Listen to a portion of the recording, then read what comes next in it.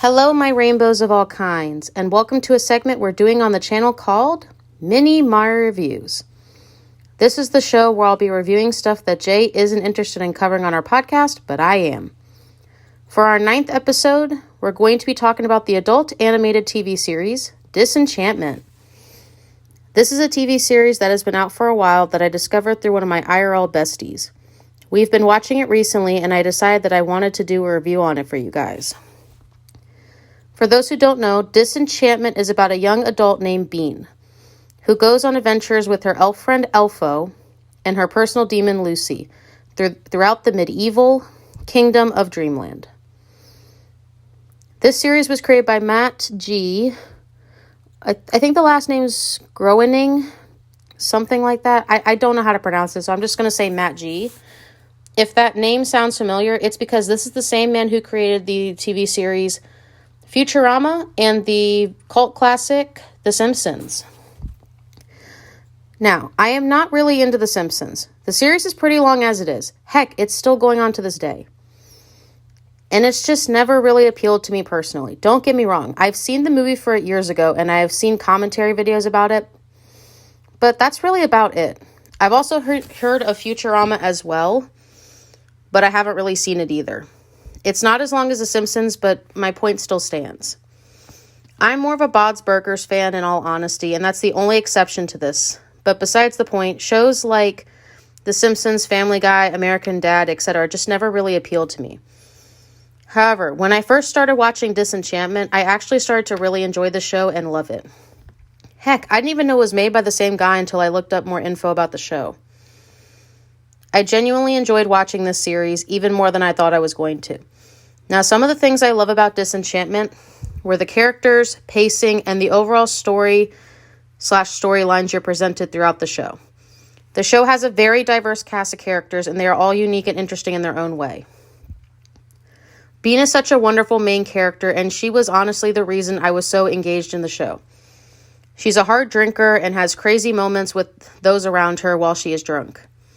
However, as you watch her throughout her adventures, you start to see how caring, curious, and relatable she truly is.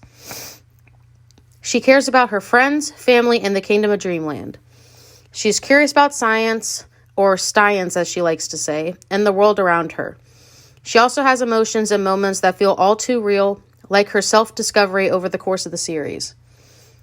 The pacing for this series is incredible. Compared to other shows like Steven Universe, who drag out some of their plots and storylines for multiple seasons, this show doesn't drag anything for too long. All the plots they presented for us only either went on for an episode or two, or stuck to it for the season. Nothing was dragged on for longer than that, and that's something I appreciate about this series. Now, I don't mind overarching plots and all, but it's so refreshing to see a series have storylines be executed so well, and they don't drag for too long.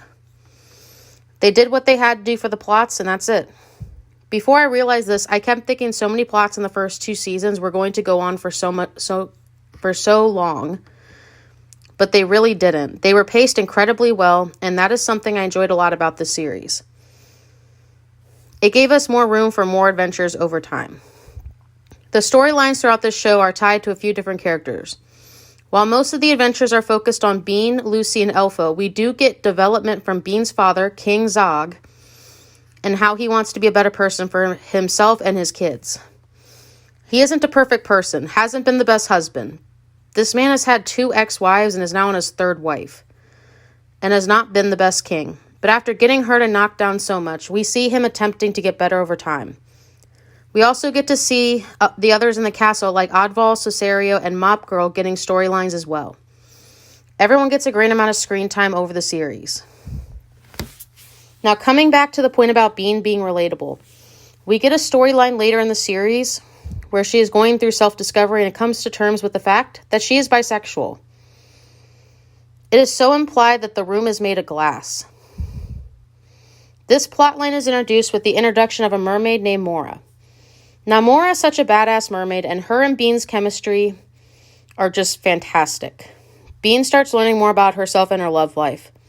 I am happy that this is a topic that is explored in such a positive and meaningful way.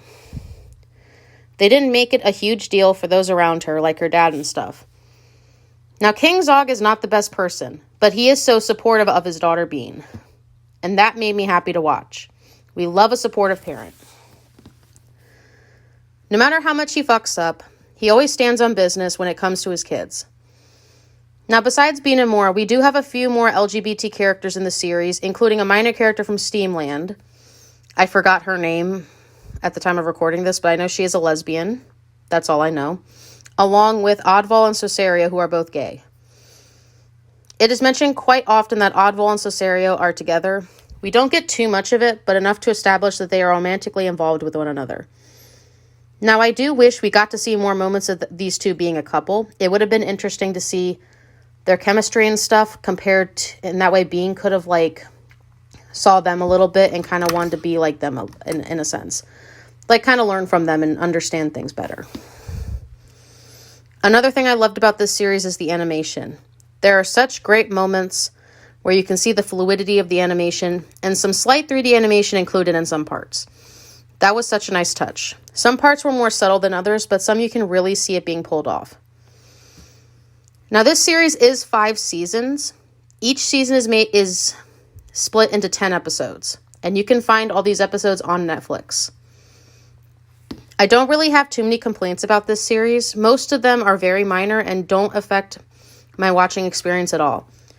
Besides wishing that Oddval and Cesario got more screen time together as a couple, except for the last 2 scenes I can think of off the top of my head, I can't think of anything else, honestly, that would be considered a complaint. Most of my little stuff are just nitpicky, but it's not really like anything that's going to bother my watching experience. Overall, I think Disenchantment is such a wonderful series. I genuinely enjoyed this show so much. It was a short but fun watch, and I highly recommend this series if you're into medieval history, badass female leads, awesome characters, etc. I'm going to give Disenchantment a 5 out of 5 Maris. This is the first time I've given something a whole 5 Maris. Anyway, that's my mini Mari review for Disenchantment. Hope you all enjoy it, and we'll see you next time. Bye, my rainbows!